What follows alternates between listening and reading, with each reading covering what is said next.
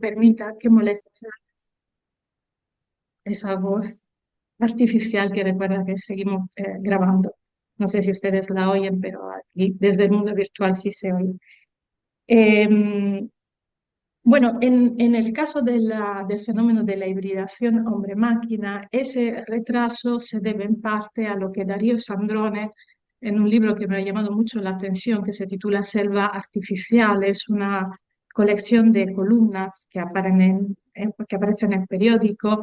eh, Él dice que el mayor éxito de las tecnologías digitales es su invisibilidad, es decir, están con nosotros, están incorporadas en nuestro cuerpo, pero es como si no estuviera. Por lo tanto, no reparamos en ella, no tenemos la exigencia de teorizarla, ¿no? De entender qué es lo que está sucediendo.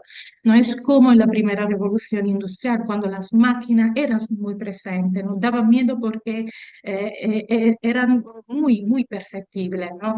Ahora destacan exactamente por el contrario, ¿no? Por su capacidad de invisibilizarse. Bueno, entonces habitamos territorio Babel, somos territorio Babel, pero aún no tenemos una postal para las generaciones futuras, no tenemos una imagen nítida de nuestro presente. Y el desafío de esta primera parte de la charla es intentar tomar una fotografía panorámica de este lugar que aún no aparece en los mapas oficiales. Y cuando hablo de mapas oficiales, hago referencia sobre todo al derecho porque el derecho aún no ha tomado una posición firme y clara sobre el sujeto híbrido. Hubo un intento en Europa, lo hizo el Parlamento Europeo con una resolución de 2017 en el que invitó la Comisión Europea a plantear un estatuto específico para los robots de última generación, los que tienen un cierto grado de autonomía, y llamó ese estatuto específico personalidad electrónica. En 2020, en un informe, recula y dice no olvidaros de la personalidad electrónica porque eso implicaría convertir los robots en centro de imputación de obligaciones principalmente, pero eventualmente de derecho. Eso significa perder el control, perdón, sobre esos sujetos. Y luego ya no hablamos del reglamento de inteligencia artificial que entra en vigor, creo, en 2024, que se basa en una política de riesgos y que al no ocuparse del tema de la responsabilidad que brilla por su ausencia, obviamente no se ocupa tampoco de la personalidad electrónica. Bueno, hasta ahora he hablado genéricamente de hibridación, pero no es el término más correcto para enfocar el tema. Creo que el término más apropiado es el que emplea Santiago Cobal en ese estudio que se titula perdón, la condición posthumana camina a la integración hombre-máquina en el cine y en la ciencia. Porque él hace esa distinción conceptual. Porque dice, la hibridación da la idea de dos cuerpos separados que se funden y en la fusión pierden sus características propias, su estatuto ontológico y dan lugar a un sujeto nuevo, único, que es el sujeto híbrido. En cambio, el término integración no tiene que ver con la fusión, sino con la incorporación en cada uno de los seres iniciales de atributos propios del otro. Eh, Esa distinción no es puramente conceptual, es decir, tiene implicaciones prácticas y él intenta explicarla con esos dos gráficos. Dice, si habláramos de hibridación, repito, tendríamos dos sujetos de partida que se fusionarían en un único sujeto híbrido. En el caso de la integración, hablamos de dos movimientos en la sociedad actual. Un movimiento de mecanización del hombre, que él denomina integración endógena, y un movimiento de humanización de la máquina que él denomina integración exógena. A lo largo de esos dos escenarios, entonces, es posible encontrar dos líneas evolutivas en las que el sujeto híbrido ya no es un único sujeto, sino algo que sea descompuestos multiplicado en distintas figuras. Y en la línea de la integración endógena, él detecta como primera figura el hombre con prótesis, es decir, un hombre que maneja un móvil, que maneja un ordenador, que maneja una lavadora, cualquier electrodoméstico, eh, que no esté implantado en su cuerpo. La segunda fase evolutiva del sujeto híbrido es el cyborg, que es un sujeto con prótesis corporales, y el último eslabón está representado por el sujeto posthumano, que es un hombre con prótesis mentales. Eh, en el segundo proceso de integración distingue entre autómatas, robots y androides. Los autómatas son dispositivos, aparatos electrónicos que cumplen funciones muy básicas, muy simples y de manera repetida. Los robots son máquinas que realizan ya acciones humanas más complicadas, como cocinar, poner una lavadora, levantar peso, etcétera. Luego salta el eslabón de robot humanoide y va directamente a la figura del androide, que es una máquina que replica, ¿no? ¿Acaso en Blade Runner se habla de replicantes? Que replica en todo eh, las cualidades y las funciones humanas, ¿no? Hablamos también de tejidos orgánicos incorporados en la máquina. Eh, Bueno, ¿qué es lo primero que se aprecia, ¿no? En esos dos gráficos de Koval? Que existe como la llama él, una surtida fauna biológico artificial que presenta hombre con prótesis, cyborgs, seres posthumanos, autómatas, robots, androides. Hoy se habla también de ginoides para distinguir el sexo, etcétera. Y dice, en la literatura sobre esos temas, todos esos términos se emplean como sinónimo. No son sinónimos, son sujetos que representan una condición ontológica distinta y deben mantenerse como tales. Ahora, es evidente que al registrar todas estas figuras, Cobal acude en parte al ambiente que lo rodea, ¿no? El primer capítulo de su estudio se basa en análisis de robots humanoides y de cyborg que ya existen, ¿no? Son un análisis estrictamente científico. Y luego acude al imaginario proyectado por la ficción especulativa, en particular la cinematográfica, ¿no? Entonces, la postal de Territorio Babel que nos consigna fluctúa, ¿no? Entre lo hecho y lo hacedero. Ahora, desde un punto de vista general y también desde un punto de vista jurídico, tiene sentido esa labor que hace Cobal de cartografiar los mares ya surcados por las tecnologías llamadas NBIC, Nano, Bioinfo y Cognio, y los mares aún por navegar. Yo creo que sí, y la respuesta de Cobal es afirmativa y la justifica de esa manera. Dice, creo que en un contexto de transformaciones aceleradas y constantes tiene sentido trabajar con dos índices de realidad: el índice de lo tecnológico realizable y el de lo tecnológico concebible. Cuando habla de tecnológico concebible, hace referencia a todas esas figuras que pueblan el imaginario de la ciencia ficción, que aún no se han materializado, pero que, teniendo en cuenta el estadio actual del conocimiento científico, podrían materializarse en un futuro próximo. Ahora, un gran filósofo que aprecio mucho, pero que critico en ciertos aspectos, que Víctor González Pin tiene un ensayo maravilloso sobre la singularidad humana que se titula El ser que cuenta. Con respecto al índice de lo tecnológico concebible, dice, esto es humo científico, hay que trabajar con la ciencia pura y dura y no con el humo científico.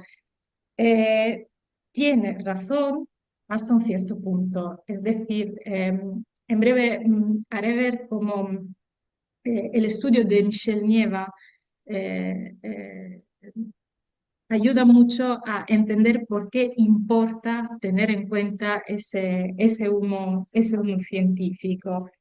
Y, eh,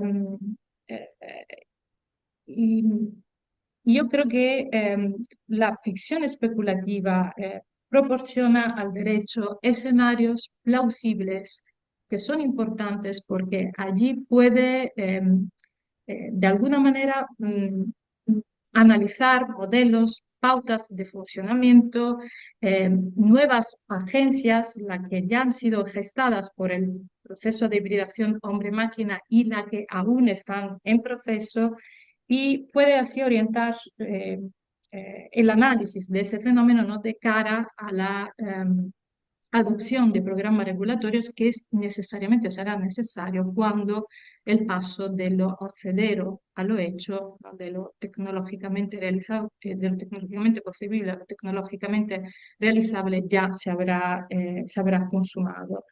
Bueno, volviendo a Cobal, en la segunda parte de su estudio, voy a intentar mover de nuevo la barra. Él hace una clasificación de todas las películas que abordan los dos procesos de integración, el endógeno y el exógeno, y dentro de esas dos macrocategorías distingue dos subcategorías internas y propone un listado y un análisis de obras que se ocupan de la figura del cyborg, de obras que tratan la figura del posthumano, obras que se ocupan de robot y películas que tienen como protagonista principal el androide. Es un trabajo muy interesante, pero es un trabajo necesariamente incompleto porque es de 2008. Entonces no puede analizar todas las películas que se han producido en las últimas 2 décadas, pero aún así, el listado es parcial porque se basa en un criterio personal del autor que decide, y no entiendo muy bien por qué, de obviar, por ejemplo, películas como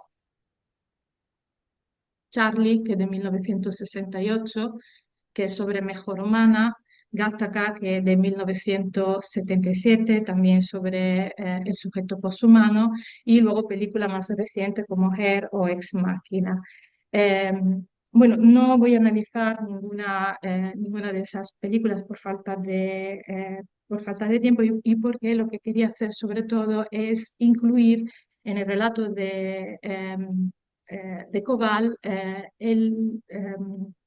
el discurso, la discursividad de las series web, ¿no? Él no la toma en consideración y sin embargo son el medio que alcanza una audiencia más amplia. Y he escogido solo dos que son muy representativas. La primera, Black Mirror, del sujeto posthumano, y la segunda, Better Than Us, de la figura del androide. De Black Mirror voy a analizar solo el episodio The Entire History of You, que es el último episodio de la primera temporada eh, de esa serie. Eh, Ese episodio narra la historia de seres humanos en su complicada osmosis con la tecnología. Los dos protagonistas principales son Liam y su mujer. Eh, la cámara los enfoca desde el principio en una velada con amigos. Y él está observando de manera obsesiva a su mujer conversando con un antiguo amigo. Todos los protagonistas tienen implementado detrás de la oreja un dispositivo que se llama grano, que permite de registrar todas sus vivencias, todo lo que oyen, todo lo que ven y todo lo que ocurre a su alrededor. Em, en el instante en el que está observando su mujer, Liam está sospechando una traición. Entonces, cuando termina la velada, le hace un interrogatorio bastante cerrado y la obliga a proyectar en la pantalla algunos recuerdos. Ella no puede hacerlo porque los ha borrado, existe esa posibilidad, entonces va comparando imágenes, recuerdo suyo, recuerdo de ella, descubre la traición, descubre que la hija que tienen en común es el fruto de esa traición, entonces en la escena final, que es bastante desgarradora, intenta intenta extirparse el grano. Bueno, ese episodio, en general, toda la serie es muy distópica, no tiene en absoluto una visión positiva sobre el sujeto poshumano y el mensaje que envía es, estamos intentando mejorarnos y potenciarnos, en este caso incluyendo la pesadilla de Funes, ¿no? De Borges, de recordarlo todo, pero no estamos preparados emocionalmente para asumir, ¿no? Ese tipo de mejora, ese tipo de potenciamiento. Y la segunda serie, Better Than Us, al revés, es muy utópica, eh, habla de la androidización perfecta, la protagonista es Arisa, que es una ginoide avanzada que está diseñada para vivir en el hogar doméstico y está dotada de todos los atributos humanos como la empatía, el juicio ético y sobre todo puede actuar de manera violenta si tiene que defender a sus familiares. Tiene una idea de bien absoluto, entonces una ética que no Mira, es para me nada quedan 5 minutos. comparable. Sí, Me quedan cinco, 5 minutos. vale, 5 minutos y termino. Eh, Entonces, bueno, hay varias interpretaciones de esa serie, todas son muy superficiales, no reparan en detalles, ¿no? Muy relevantes. La única lectura que me ha llamado mucho la atención es esta de tres investigadores, creo que son pakistaníes, en el que dice que toda la novela gira en torno a la figura del robot social. Arisa es un robot social como lo que se están proyectando, que se están desarrollando en Japón y reaviva toda la cuestión sobre la ética sintética, es decir, si en un robot deberíamos implementar mediante diseño los valores éticos humanos o si deberíamos desarrollarlo con una ética mejor que la humana, ya que a lo largo de la historia la ética antropocéntrica ha demostrado fallar. No entro en todas esas cuestiones, lo único que quería demostrar es que a pesar del carácter utópico o distópico, ¿no? De la manera utópica o distópica de construir estas series o las películas, ¿m? Existe y eso lo ha puesto en luz Michel Nieva, un escritor argentino, en ese trabajo titulado Ciencia ficción capitalista. Existe una relación fuerte entre las grandes corporaciones tecnológicas y el mundo de la producción cinematográfica y de serie web que trata tema de ciencia ficción. Es decir, a pesar de los peligros o de los beneficios que se pongan en evidencia en esa serie, las grandes corporaciones tecnológicas usan este material para alimentar su genio creativo. Es decir, esas creaciones son el antesala de la ingeniería. Hace unos días se publicitó una aplicación para hablar con los muertos que está claramente inspirada en Black Mirror, se llama True Way y también el metaverso es una idea que viene de una novela de ciencia ficción que es Snow Crash y Mark Zuckerberg lo declaró, ¿no? Abiertamente. Bueno, todas esas grandes corporaciones de Silicon Valley que cogen esas ideas de la ciencia ficción para crear eh, dispositivos tecnológicos que luego empleamos en la vida cotidiana, tienen un interés económico y muchas veces el, eh, el perseguimiento de ese objetivo pasa por alto la posible transgresión de derechos fundamentales. Bueno, frente a toda esa, y concluyo de verdad, frente a todo ese escenario, todos esos sujetos híbridos eh, y a esa constante interacción entre las grandes corporaciones tecnológicas y la ciencia ficción, qué papel debe asumir el derecho, que es el gran observador de todas esas narrativas y que se encuentra en una posición privilegiada. Yo creo que ante todo Y aquí recuerdo, como ha hecho el profesor Juan Gabriel, mi maestro hablaba de cultura literaria del derecho. Decía, para saber cómo los jueces deciden y cómo los legisladores legislan, es importante saber qué es lo que leen. Bueno, creo que deberían actualizar su cultura literaria, pasar un poco de los clásicos a la ciencia ficción, porque todo el presente, todos los problemas del presente, paradójicamente, ahora se están visualizando mejor desde el foco de la ciencia ficción. Y ya que se dice que el derecho es, y termino, ya que se dice que el derecho es el fruto, el producto del hombre, mi pregunta es, ¿quién es ese hombre? Y quiero concluir solo con una cita de Diego Casas Fernández. Hoy cumplo casi 4 décadas. Les pido disculpas por, por haberme demorado. Y siendo mi cumpleaños, aún más me pregunto quién soy. La respuesta seguramente es que no sé si soy humana y me gusta este fragmento de Diego Casas Fernández porque creo que podría ser la biografía de cada uno de nosotros. Lo leo y termino. Ahora formo parte de un proceso de mutación de un organismo natural a uno abiertamente cibernético, un engrane mecánico inserto en un sistema de comunicación digital. Soy los clics que he dado todo ese tiempo, mi información personal almacenada en los buscadores, las páginas web que visité a lo largo de los años, las bandejas de las 5 o 6 cuentas de correos electrónicos que abrí sin saber muy bien para qué, los perfiles falsos y los auténticos, los múltiples mensajes escritos en foros, salas de chat y aplicaciones de mensajería instantánea, los millones de minutos reproducidos de música y vídeos, más el doble de tiempo por cada orgasmo frente a la cámara web, las incontables ocasiones que hice copy-paste, las copias de seguridad que a veces se guardan y otras tantas no. Tal es la vida de quienes nacimos al interior de una fisura y nos quedamos aquí hasta desintegrarnos. Un saludo muy grande y mucho cariño desde esta fisura.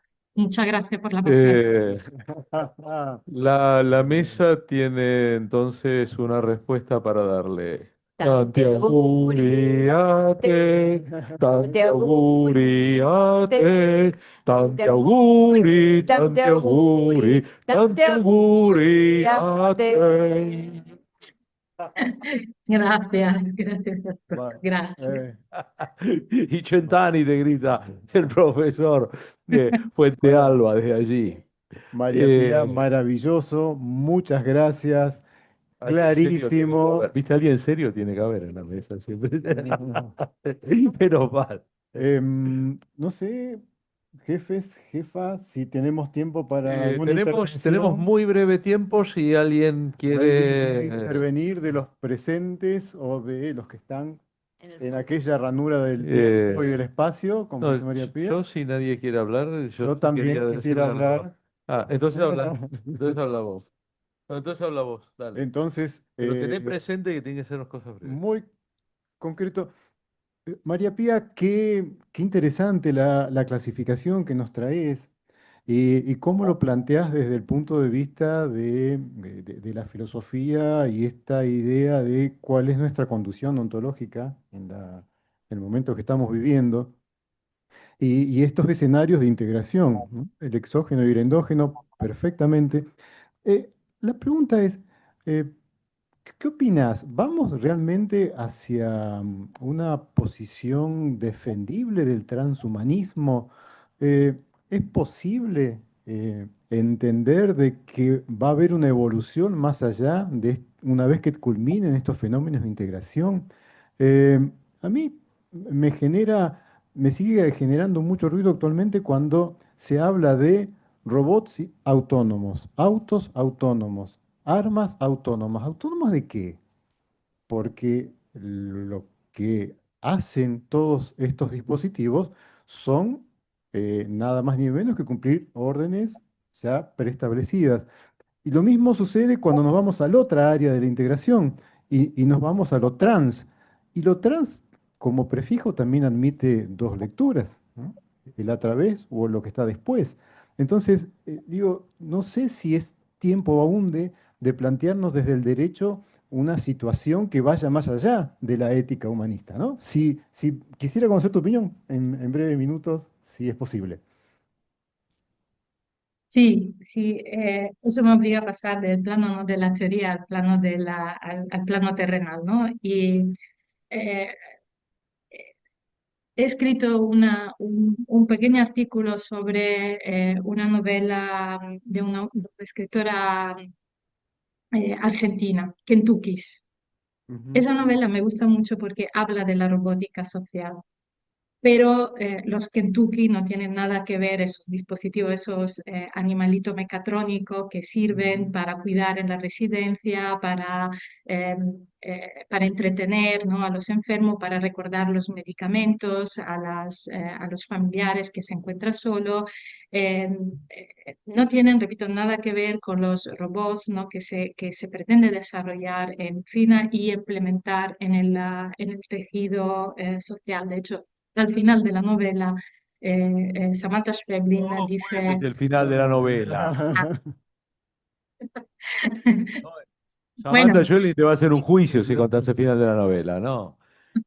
Vos bueno, no, No, no digo nada, es un pero cuento de Kentucky, se llama. como 10 años sí, ya. sí, Ah. sí, y tiene, y a mi juicio tiene mucho que ver con los sistemas de videovigilancia que se están empleando para cuidar, para monitorizar a los familiares enfermos, sobre todo cuando sufren de Alzheimer. Entonces, son autónomos, pueden hacer cosas en casas, pero podrían perder la memoria, improvisamente caerse, no poder avisar, y entonces los familiares es una nueva forma eh, poco humana de cuidar, ¿no?, que llaman smart care. Bueno, pues el problema son toda la violación de derechos fundamentales que este tipo de tecnología crea una vez que se implementa en los ambientes. Por ejemplo, el Reglamento General de Protección de Datos, el europeo, no regula el uso de cámara en No te los enojes, María Pía, eh, pero tiene que ser breve la respuesta, porque si no, con lo que te largó Gabriel vas a hacer otra conferencia más. Bueno, Bueno, entonces sugiero sobre la perspectiva No, del no transhumanismo y pudimos con la estrategia, María Pía, pero bueno, la idea es que tengas 30 minutos más, pero no eh, podemos. eh, u- un aplauso muy grande y feliz cumpleaños. Gracias, Gracias. Muchísimas gracias, Marapía, Tanteguri, gracias, nuevamente, que gracias. lo pases muy lindo. Y bueno, creo que nos quedan más preguntas que certezas ahora, ¿no? Como digo yo. Sí, sí, sí, una pregunta abierta, así que está bien. Eso lo llevo. Perfecto. ¿Te parece, Gabriel, si le damos paso al segundo panel con Claro. Javiera y Bueno, Gracias. vamos a... Muchas Gracias. Vale, muchísimas gracias. Después te digo, no es como dijiste, ¿eh? No es como dijiste. Hoy en día, con la programación que se introduce, que es programación abierta, y después va a tomar una decisión que no le pusiste vos. En mi caso, voy a cruzar. Sí, pero aprenden sobre decisiones ya tomadas. Correcto, pero quiero decir, no es como cuando programábamos hace 30 años. No, ya lo sé. que, Ella me está mencionando porque leyó un artículo mío que publiqué pero quiero decir, ya no es que lo que vos le sobre ese decís es tema. lo que va a hacer. La máquina puede hacer ahora cosas que vos no le pusiste. Me parece a ti. Porque Claro. sobre ese tema. Siéntese. Bueno, muy bien. Vamos a iniciar entonces ahora el segundo panel del día de hoy. Son paneles grandes. Cine y derechos fundamentales. Llamamos al querido profesor Francisco Castillo Mora. Llamamos al querido profesor Edi Chávez Huanca. Y recién lo vi. Ahí lo veo. Sí, sí. Se estaba escondiendo atrás. En línea, les pedimos que se preparen al profesor Gonzalo Mayos, a la profesora Cristina Alonso Salgado, al profesor Carlos Duarte Martínez. Bueno, hasta Gonzalo ahora, después van a ser después del café. Así que por ahora, Gonzalo solamente en el Zoom. Bien, le paso la palabra a usted Aquí. para que presente. ¿Qué está haciendo? Él está haciendo una intervención para su Muy ponencia, bien. Ah, interviniendo el espacio. Bueno, pasamos entonces a este segundo panel de cine y derechos fundamentales. Y como pueden ver detrás mío, la primera persona es el distinguidísimo de espaldas, el distinguido Francisco Castillo Mora de la Universidad de Chile. Si quieres, yo sigo pegando, no hay problema. Ah, ya. lo puedes contar del tiempo. Eso, ya, no se lo voy a, es parte no, es parte de tu tiempo. Con su ponencia Oler el miedo, a cualquiera le puede pasar. Ainda estou aquí y 1976. Muchas gracias. Entiendo que tú Empieza su tiempo. me vas a tomar el tiempo, ¿no? Para no poner cronógrafo, ¿sí? No, No, yo le tomo. cronómetro, perdón, cronómetro. Bien, buenas tardes. Había preparado una presentación, pero desistí de usarla porque es muy complicado. Y hoy día en realidad decidí no usarla porque ayer fui al MUT, es un mercado comercial, un nuevo centro comercial en Santiago, y tiene una tienda que para quienes están en Santiago recomiendo, que se llama Tienda Pasquín. Tiene stickers reutilizables. Y me encontré con este afiche, que no sé si lo pueden ver. Es un afiche original de la película Alicia en el País de las Maravillas de Walt Disney. Y lo compré. Lo voy a poner en mi casa, Yo lo, contra los lo- reclamos lo de los otros sigo. residentes. Eh, Ahí. ¿Y por qué parto así? Porque creo que tenemos que volver a métodos no digitales, quizás, eh, en contra de lo que dice toda la, toda la academia. Ya digitalicémonos, yo creo que tenemos que usar cosas a veces análogas. Y la organización de este congreso, yo soy el coordinador ejecutivo, es más bien análoga en términos de que tiene cargos, pero también tiene de mucho trabajo que en realidad no obedece al cargo. Entonces, creo que eso es muy bueno, sentirse en familia con ustedes, sentirse entre amigos y, y haber logrado hacer este encuentro, que es el séptimo ya. No podría haber sido en términos de preparación sin la gran ayuda, la coordinación, la guía del profesor Rabinovich, del profesor Fuentealba, que es el encargado académico, ese es su cargo aquí, pero que en realidad es tramoya, tal como yo. Eh, y también del profesor Levin, a quienes les agradezco la coordinación, pero también la amistad. Eh, ya pareciera ser que es la tercera vez que hablo de miedo en estos encuentros y, y me hace sentir un poco mal. Es como el tema repetitivo. ¿Por qué volver al miedo? ¿Por qué volver al sentimiento, a la emoción, miedo, ¿no? Y busqué en el diccionario qué significa miedo para la RAE. Y el miedo es una angustia por un riesgo o daño real o imaginario, pero también el recelo o la aprensión que alguien tiene de que le suceda algo contrario a lo que desea. Esas son las dos definiciones más importantes de miedo. Eh, ¿Y por qué mirar en un congreso de derecho y cine y series de televisión el miedo? Primero porque me parece que es interesante aceptar dos cosas, digamos.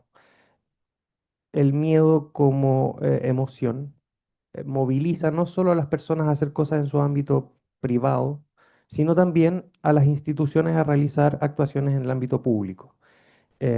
Me parece que el sistema político está muy relacionado con las emociones y esto es un hecho que hace algunos años ha percibido las ciencias sociales, las humanidades, con esto que se llama el giro emocional, el emotional turn, de mirar ciertas emociones y cómo influyen en la sociología, en la antropología o desde esas ciencias sociales. Y el derecho me parece que a veces por un defecto quizás metodológico, olvida cómo inciden las emociones en cómo se genera el derecho, en cómo nos relacionamos frente a los fenómenos jurídicos como ciudadanos, como individuos, como grupos sociales.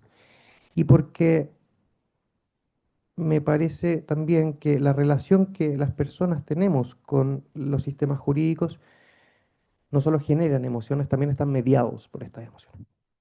Elegí estas dos películas, una brasileña, una chilena, eh, que por cierto les recomiendo, a mí me gustaron bastante estas películas, y me parece que tienen cosas en común y cosas que las distinguen. En términos técnicos, ambas son películas latinoamericanas sobre historias ocurridas en dictadura, pero sin embargo una es ficticia y otra es real, producto de un libro. Ainda esto aquí es la adaptación cinematográfica del libro de Marcelo Rubens Paiva, el hijo de uno de los protagonistas de la película. La película 1976 es una creación ficticia, ficcionada y dirigida por Manuela Martelli. Ambas películas son protagonizadas por dos increíbles actrices, en mi opinión, Aline Kuppenheim en 1976 y Fernanda Torres en Ainda estoy aquí. Ambas películas juegan mucho con los colores, ambas películas transcurren en ciudades donde hay mar, el mar es un protagonista de la película también, un personaje más. Ambas películas juegan con la música. Y hasta ahí me parece que se parecen. ¿Cómo se distinguen? En términos de percepción, y por haber nacido y crecido en dictadura, creo que mi conexión con estas películas es distinta que la conexión que puede tener una persona que haya vivido en estas dictaduras, en cualquiera de ellas, o en una dictadura en Argentina o en otros países, ¿no? Y me parece que no hay que enseñar, si estamos hablando de docencia a través del cine, a través de la televisión, como soporte, como fuente, eh, que no debemos caer en enseñar miedo a los estudiantes cuando les mostramos algo que pueda generar ese sentimiento. En una clase aquí en la Facultad de Derecho en la Universidad de Chile les mostré a los estudiantes contra la clase que tenía preparada, partí con un video de Estados Unidos, un comercial, una franja publicitaria de la policía migratoria que adaptaba una canción de Pokémon, la introducción de Pokémon, y la sobreponía a imágenes de personas inmigrantes siendo em, detenidas, siendo registradas, siendo llevadas a espacios, bueno, no sé no quiero usar la palabra campo de concentración, por supuesto, pero a cárceles reñidas con el Estado de Derecho. No para asustarlos, no para que se rieran, solo para evidenciar que el método y también el soporte cinematográfico no solo nos sirve como espacio de encuentro en el Estado de Derecho, también sirve como herramienta para normalizar situaciones que no deberían normalizarse, para crear situaciones que no existen, para reforzar mensajes, por ejemplo, a través del miedo, ¿no? La aproximación de estas películas a la relación entre la historia y la cultura de cada país me parece interesante. No sé si han visto Habiendo esto aquí. Es una película que combina muy bien la tensión entre una situación familiar un poco idílica con la percepción de que algo va a ocurrir, siempre algo va a ocurrir, a pesar de que la música sea muy alegre, bossa nova, a veces samba, una música increíble, versus la película chilena, que se delata muy fácilmente cuando pone una música que genera ansiedad, ¿no? Ambas son mujeres, en el caso de 1976 y Ainda estoy aquí, las protagonistas, que se enfrentan al sistema judicial, en el caso de Ainda estoy aquí, o se enfrentan al sistema policial, eh, en años distintos, por cierto, pero a través, yo diría que en el caso chileno, el miedo eh, directo a la actuación policial, directo al desconocimiento de qué es lo que puede ocurrir cuando yo me enfrente al sistema jurídico, de una mujer de clase alta, de una mujer preocupada de otras cosas que no son el acontecer político nacional y que por accidente se ve envuelta en tener que ayudar a una persona que escapa de la dictadura. 1976 fue un año muy complejo en Chile en términos de violaciones a derechos humanos. Y la percepción que uno obtiene de esta película es que la protagonista descubre que este miedo que ella pueda tener eh, es respecto de las instituciones, es respecto de cómo me relaciono con las instituciones, del desconocimiento de qué es lo que puede ocurrir. En el caso de Ainda estoy aquí, se invierte, ¿no?, la relación que hay con el sistema jurídico, curiosamente porque ella en todo momento reclama del sistema jurídico, del sistema judicial, del sistema policial. Una cuestión que el sistema en ese momento no está ni en condiciones ni preparado para entregarle, que es justicia, o al menos la restauración del Estado de Derecho, pero no deja de exigirle al sistema jurídico respuestas democráticas, si uno quiere. Cuando presenta recursos de amparo, cuando pregunta permanentemente, ¿puedo ver o un abogado, yo declaro lo que usted quiera, pero con un abogado, cuando intenta establecer que su marido, que ha sido detenido y está desaparecido, efectivamente se encontraba en un recinto policial, exige que se le dé un acta del estacionamiento del auto en el que su marido ingresa a este recinto militar, ¿no? Sin perder la esperanza en que el derecho puede ser una herramienta no solo al servicio de la creación del horror, sino también una herramienta al servicio de la justicia, al servicio de lo contrario al miedo, la certeza que promete y pretende entregar la democracia de que nos comportemos entre nosotros sin,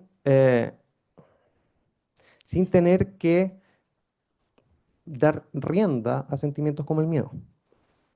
Ayer conversando con un amigo sobre estas cosas y a propósito del contexto internacional, le decía que hace algunas semanas tuve la suerte de conversar con varios autores europeos bastante conocidos y ellos venían a un festival cultural en el que en todo momento hicieron hincapié en la importancia de poner advertencias frente al fascismo, cuestión que aquí en Chile es compleja de decir, porque te empiezan a mirar con suspicacia,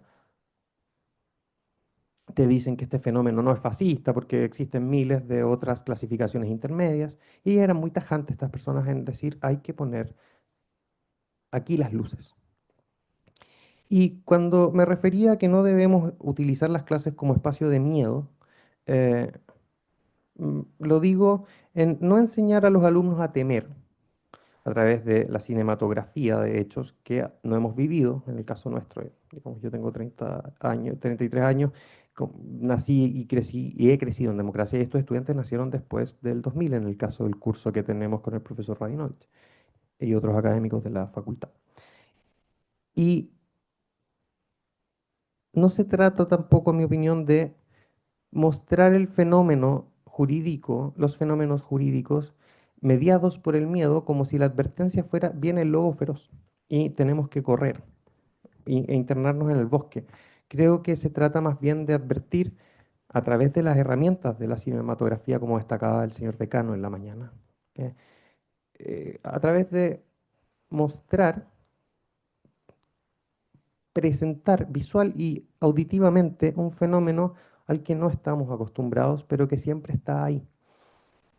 Y que fácilmente, rápidamente el sistema jurídico se adapta, ustedes bien lo saben, y comienza a actuar de una forma que podríamos decir perver- que responda a una perversión, a una malignización, si uno quiere, del derecho, al servicio de fines que no son compatibles con la vida en democracia y con la vida común en paz, purgada, ojalá, institucionalmente de los espacios que generen temor generalizado a la población, ¿no? Em,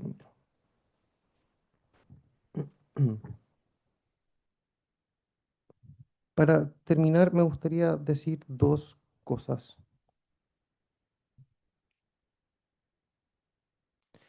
Yo creo que la vocación académica tiene mucho de pasión y también mucho de obsesión. Y que si uno se dedica a estudiar un tema, lo hace tanto por pasión, que tiene un origen etimológico doloroso, ¿no? La pasión de Cristo tiene algo que ver con el dolor, pero también con la entrega, si uno quiere, gratuita en términos de energía a un objeto que le interese de tal manera que no puede sino trabajar para aclararlo, para entenderlo. En este caso, yo estudié aquí está mi profesor de Introducción al Derecho, de quien he tenido el privilegio de ser ayudante, y llegó un punto en que el derecho dejó de entregar las respuestas que yo buscaba a este tipo de fenómenos. Entonces fui a hurgar en la filosofía, apareció esta posibilidad de hurgar en el cine, guiado por grandes maestros y por grandes amigos y amigas también. Eh, y creo que hay que hacerle frente a los fenómenos no democráticos eh, con valor, sin duda, pero también con astucia, para no caer en el cuento de viene el lobo, cuando a veces el lobo actúa de formas que nosotros no conocemos o que es tan hábil que camaleónicamente las utiliza de formas que no alcanzamos a reconocer de las cuales generar estrategias de acción. estas películas también son increíbles obras de arte, creo. Entonces, hay que reconocer. ¿Y por qué le pongo oler el miedo? Porque creo que lo único que falta en el cine es realmente crear un dispositivo que ya se ha intentado inventar para transmitir olores, además de sonido y, eh, Surround. e imagen. Eh, y quizás con ese olor aumentaría la potencia de herramienta que tiene el cine y las series de televisión, el fenómeno cinematográfico en general, como espacio para poder realmente explicar una cuestión cuando a uno simplemente en palabras no se la pueden transmitir y donde esperaría que nadie, ojalá la viviera, ¿no? Muchas gracias por estar aquí, muchas gracias por escucharme.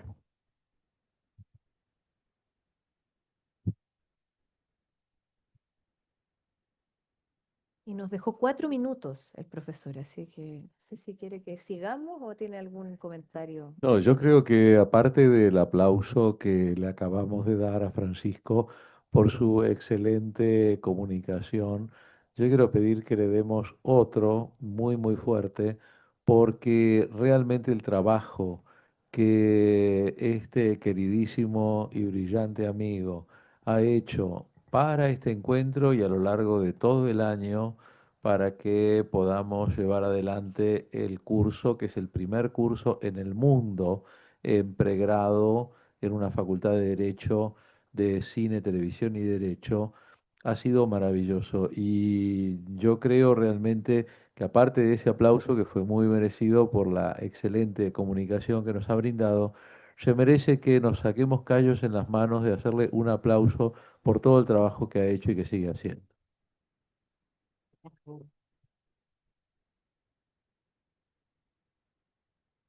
Muchas gracias entonces, Francisco, por tu emotiva presentación. Pasamos entonces con Edith Chávez, Juanca, que nos acompaña desde la Pontificia Universidad Católica del Perú en carne presente, con narrativas dominantes en el tratamiento de los derechos humanos en el cine peruano. Eh, Buenas tardes. ¿El audio es correcto? Muy amables. Ante todo, agradecer a la Casa Anfitriona, a la Universidad de Chile, la Universidad de Buenos Aires, a los queridos amigos que me gusta encontrarme con ellos, ¿no? Al profesor Ricardo Pérez de Arce, que acaba de irse. Le agradezco bastante que me haya hecho conocer un poco la Plaza Italia, el río. Una hora ha bastado para que diga que el viaje está más lindo. Muchas gracias. Bien, más o menos este es el esquema. y Voy a señalar un pretexto para empezar, ¿no? Yo recuerdo una película española ubicada en la Guerra Civil, donde había un muchacho de 15, 16 años que se enamora de una mujer casada y se vuelven amantes y todo eso, pero no recuerdo el título de la película. El hecho es que él estaba muy enfermizamente enamorado de la dama y resulta que al esposo lo iban a fusilar, ¿no? Y qué buen momento para decir, queda fuera del camino aquel obstáculo para centrar todo mi amor en la dama. Pero él agarra y habla con una persona y le dice, no lo fusilen. Y él le dice, pero si a ti te conviene. Y él insiste, bueno, sé que estoy cometiendo un pecado, pero no es para tanto, ¿no? Y lo salva, ¿no? Y hace que los dos se vayan. Bien, ya un poco entrando, ¿no? El uso del cine, ¿no? Es esto de acá, a ver cómo va, ¿no? Debe fomentar que la actividad en la academia tiene que ser beligerante, ¿no? Permítame decir eso, ¿no? La beligerancia académica, ¿no? Es decir, no estar conformes de pronto con lo que se da tradicionalmente, respetando todo lo que significa eso, pero también disruptiendo, ¿no? Debe fomentar el debate, debe ayudar, ¿no? Con ese elemento de recuperar las emociones directamente para ir al debate de fondo que es el derecho, ¿no? Debe fomentar la discrepancia y siempre dentro del irrestricto respeto al Estado constitucional de derecho y contar con un sólido marco teórico para llevar adelante esto, ¿no? El maestro Fernández Atraceñiz decía, oye, siempre hay que hacer un bricolage, ¿no? Yo no entendía muy bien al inicio qué era eso, un enfoque para generar conocimiento que combina y adapta de manera creativa los recursos disponibles, en este caso cine y derecho, vamos a decir. El título que he puesto a mi conferencia es Narrativas dominantes en el tratamiento de los derechos humanos en el cine peruano. Más o menos tiene 3 partes. Un poco hablar de teoría del cine, de ahí la ubicación de algunos conceptos, de ahí las narrativas y una síntesis muy breve.